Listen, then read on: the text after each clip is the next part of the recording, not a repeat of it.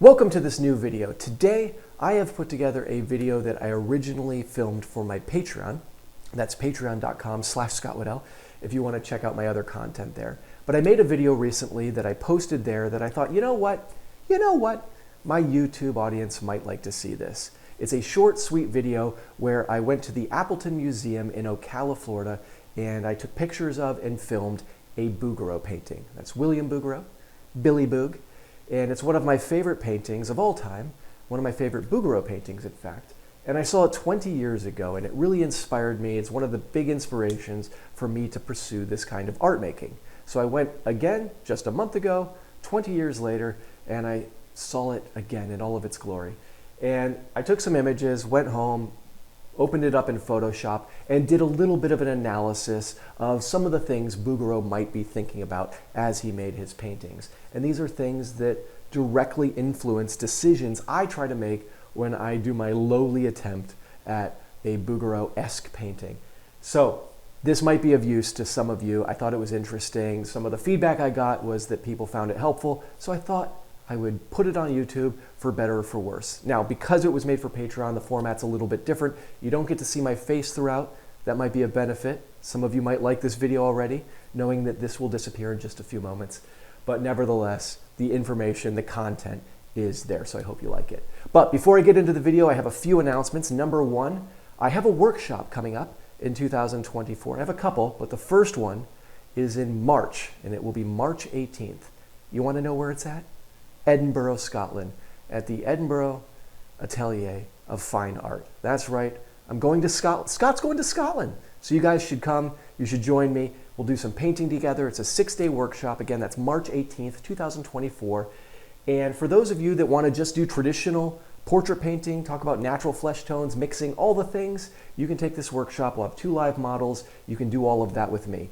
But if you go to the link in the description down below to check out their website, to check out information, and possibly sign up for this workshop, you will see that we will also have the option of painting the figure, painting the portrait in fantasy attire. There is a certain inspiration that influenced this workshop, a certain space opera from 1977 that I won't mention, that I've done paintings of, even officially for books. And you will have the option of using your imagination. We'll talk about concepts where you can observe the model and change, adapt, and invent things from your imagination. So you can do a traditional portrait, or you can do one that's more fantasy-oriented, and we'll do all of that together. Now, I want to mention, and I'm not trying to sell the workshop. I get paid either way. But they do sell out because I don't do very many, and spots are very, very limited. Really, the capacity is like 15.5 people. If you're wondering about that half person, that final person to sign up has to stand halfway outside the doorway. I don't know what that means, but spots are limited. There really isn't a half person. And I don't know what the capacity is, but it might sell out. So please, if you're interested, check out that link down below. Sign up sooner than later. That's the Edinburgh Atelier of Fine Art, March 18th, 2024. It's going to sell out quick. So please join me there. I think we'll have a lot of fun. And if you don't want to go to Scotland, you can just, I don't know why you don't want to go, but if you don't want to go, you can go to my website, scottwaddellfineart.com. You could sign up for online classes and just stay home and study with me. Or you can get some of my downloadable tutorials, or again, go to patreon.com/ScottWaddell, which is the origin point of this video. Enough sales pitch. I'm going to stop. Watch the video. Today, I'm going to take a close look at this Bouguereau painting. Now, I actually just saw this in real life last weekend. And here's a video, hopefully I have a video that came out well. I didn't check all the footage, but here's a video, hopefully, of this painting. It's at the Appleton Museum in Ocala, Florida, which is a random place to have such an incredible Bouguereau painting. Not that they shouldn't have it in Ocala, but it's a forest, essentially, and a very small town near the forest. And there's this museum, the Appleton, which I saw this painting the first time maybe a little bit more than 20 years ago, maybe. Really one of the big things that inspired me to take painting seriously. And I just went back and finally saw it again. And it's incredible. And Bouguereau's one of these artists that just continues to amaze me. The more I learn and the more experience I get with painting, I feel like there's just a bigger and bigger gap between what I can do and what I want to do, and what he did over and over and over again on what seems like a gajillion paintings. But I thought we could take a close look, because if you've watched my videos, you know the things I try to achieve. And he captures all of those things that I try so hard to do, and he does it in a more subtle, more profound, and more beautiful way, and I thought we could look at it. Now, this is true of any painting, and this is maybe more commentary on just, photographing paintings, but you can sort of see these different photos. Like, this is a little bit more what it actually looks like in terms of the warmth and smoothness, but when I zoom in, I lose some of that clarity. So I want to use this image here, which is a little bit more stark, and I was just trying different settings on my camera, whether it was the sort of speed or the exposure, the balancing, the white balancing and everything. This one has a little bit more sharpness, but this one captured the look a little bit more. So just know that it looks more like this in terms of the warmth. This might be a little warmer than it actually appears, but the smoothness is in this image as well. But this is one where I thought this image is one where we could kind of talk about the different things. So let's kind of look at the eye here. And I didn't really, write a script or anything. We're just going to kind of talk about this casually. So first and foremost, the thing that captivates me most is that the surrounding forms of the eye are really, really solid. Like, this eye is built in structure. Here's this form of the brow, and it's nice and full, works up from here to around to this side. So this part under the eyebrow is conceived as a part of that overall form up to this shadow edge here, turns around to this dark light almost shadow here, which this, by the way, feels relatively planar. You have a cast shadow on the eyelid below, but you have sort of a lost found quality where here's a chunk of cast shadow, here's a chunk of cast shadow, and it becomes more subtle here. So you have it like really tuck in there, becomes a little bit more even here, and then really tuck in right there. All extremely structural and extremely satisfying. I also just love the difference between this and how this is a sharper turn and turns into this more accented area here. These are things that I'm constantly pointing out in my critiques. They are things I'm constantly focusing on as I paint. And this is really where Bouguereau simplifies the complexity of what he's seeing to these key form elements. And his attunement to the light is so profound that you can see here the very subtle eyebrow, just slightly darker in local value, gets a little darker here, but then turns with the form here. You can see that the direction of the tufts go this way and then change directions here, then widens out to this other shape here. I do videos sometimes on eyebrows and the different tufts of hair and how they follow the form, how they follow the drop off of light, and he does this incredibly well and consistently. And he's always been really my main teacher for a lot of that kind of thing. He also really captures the difference in how this form is shaped inside here. So this is relatively flat here, and then this bevels out. Also, look how this one's different right here. This sort of conical shape is different than this cylinder one, and they slightly overlap, and how the eyelid tucks into it is different based on that sort of interpretation. Then I love how he, see that edge right there? See how that's different and how this one tucks in there? Then look how it gives way right here, and you have the way this turns right here is different than the way it turns right here. Same thing with this eyelid. You have this part here, and then you have the fatter part right here, right? So there's a difference between this and this. He's feeling and conceptualizing that difference. Color-wise, we see big differences here. There's the higher chroma in here. I'd be painting that with alizarin, not sure what he would have used there. You can see a higher chroma right there than right here. So you have this shape of eyelashes, you have this shape of form turning in there, and then you have that cast shadow from that over top the tear duct. Look how simple he keeps that tear duct. Almost one tone. He does the same thing here in this whole area. It's essentially the same. You have the cast shadow and you have the highlight. These things are incredibly simple, clear, and he was obviously looking for those things as he painted. We can feel that eyeball underneath the surface. Obviously it's bigger than that, but the edges that we do see, we can clearly see it. We see this part here, all sort of facing more towards the light, and it turns back. Look at the neutral versus the yellow versus the slightly more pink. Though he doesn't go as pink as I often do, but we can see the yellow areas and we can see the neutral areas. He is responding to those things like crazy. He also does that other thing that I always talk about where he tries to keep the actual edge of the iris relatively clear, but then he has that outer perimeter that's a little bit softer and blurs into the white of the eye. He does something more than I'm ever willing to. He does his iris texture. He has it go out in these sort of spokes. You can sort of see it. He kind of has a jitter to his tones that he puts down that portrays that. And he also does something I do factor in when I try to paint, which is the outer perimeter of the pupil. So he does keep the pupil edge sharp, but then he puts an outer perimeter of value that he softens into it. And he might actually add that and then turn that into the spokes that I just mentioned a moment ago. Now he has the eyelid come up very, very sharp and clear against the eyeball. I always try to do that, and then vary the gradation within it. So here it's the fatter part and it gets redder. Here it's sharper, and then here it scoops up, catches a little bit more light, but that highlight right there sits above that edge, right? So you have it as like this little bevel of moisture on the eyeball right before that edge, and he paints that discreetly, clearly, and sharply. Another thing he does is something else I try to do as well, and he does this, you can see it on both eyes. He uses a staccato or broken highlight pattern here and a little bit here to portray hairs that he's not actually physically painting.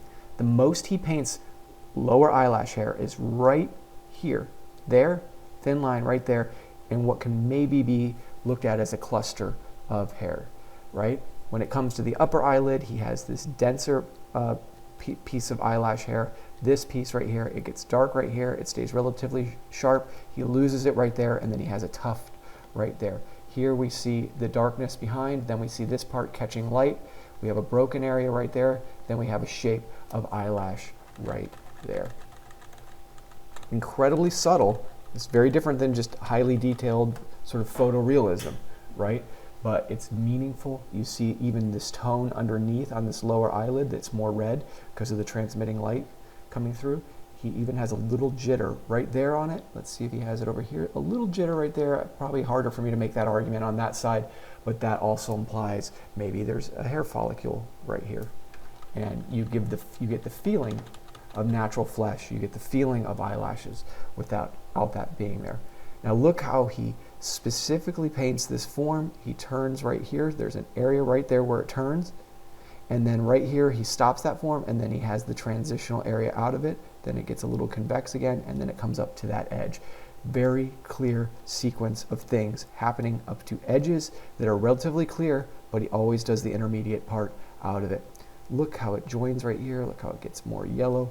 He paints this form, the inner tube around that tear duct, so unbelievably clearly, and it feels round all the way up to that edge, even though the value doesn't change a lot. Here's another thing I'm always talking about and trying to do on a much more primitive level than Bouguereau, but look how he has this value in this form ends right there. Then he has it broken right there, and then he has the trace of an edge right here, and then he has this edge right here. It gets a little broken right there. These things right there point to this, point to this, point to this, point to this. He's building an eye socket. He's building an eye socket, right? He's building it. And you can take it for granted, but these tones all point to each other. They feel subtle because this highlight washes over here, this highlight washes over here. You have other little directional things happening to his strokes, but there's a conceptual, structural through line, right? This crescent shape right here, right there. He's building an eye socket each and every time. Even when he gets textured, he's following the direction of the form. Look at that, how it follows there. And he kind of glazes that over, scumbles it over this ruddier part right here that has its own pattern. So it's not just smooth, nauseating form, which I tend to do, rotated around, rolling around there. It's stitched together.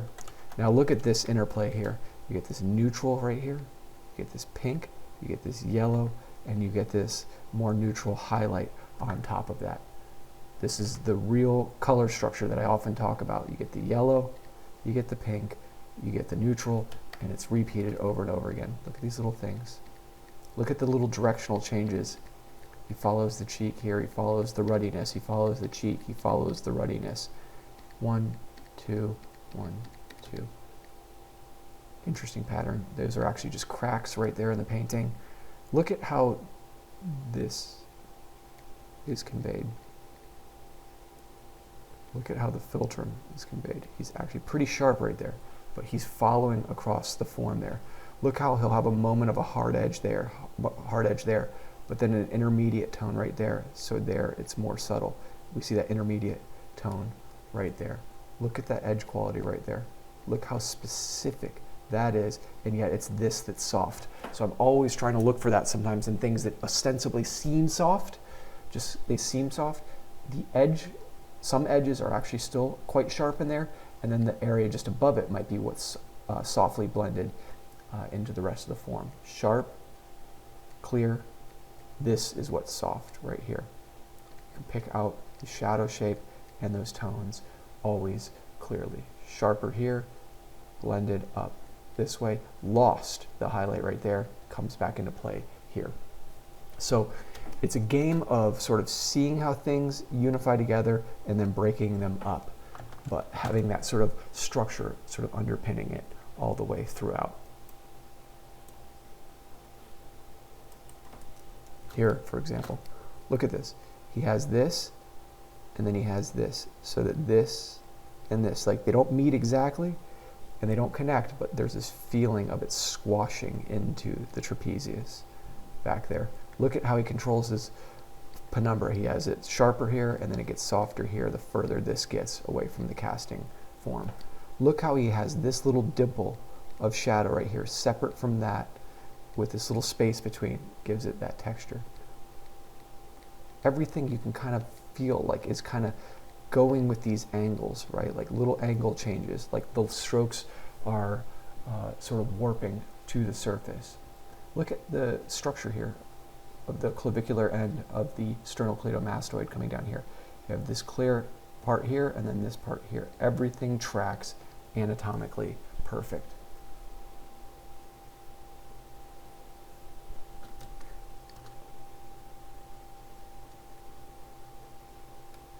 Look how he's keeping this incredibly neutral here. It's got that sort of cool, almost greenish look against the warmer flesh tones in anticipation of the hair, which really arguably doesn't start till there. So there's this field of anticipation before this hair here, and it makes it look so much more natural. When he needs a hard hair edge, he does it, right? He paints this on top of it. He has some of these kind of come in a little bit harder over top, but areas like this are incredibly soft. Look at this little edge right there. That points to this and creates that bell shape that is mirrored on that side. The structure is just such an incredible part of it, and his tonal compression is so incredibly tight, so he doesn't respond to these things in any kind of contrasty way. But you can see the mental through line of his structure. Everything is connected in this deeply meaningful way. And so when I see this, it blows me away, because I can track the thought process now, just because I've copied his paintings, but also I've attempted these things so much on my own. And again, I look at his painting and it's the most humbling experience humanly possible, right? To look at this and just see it so masterfully done over and over and over again in a way that still adds up to this painting that has impact across the room. Like when you walk into the room, it's crazy the feeling it gives you from across the room. And that's something I really struggle with. You know, I feel like some of these things I'm talking about right now, I can kind of touch a little bit, sort of, in my own primitive way.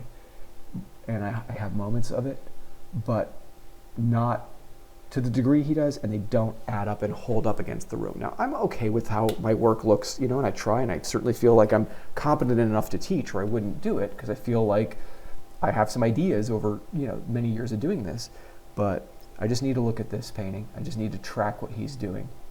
And it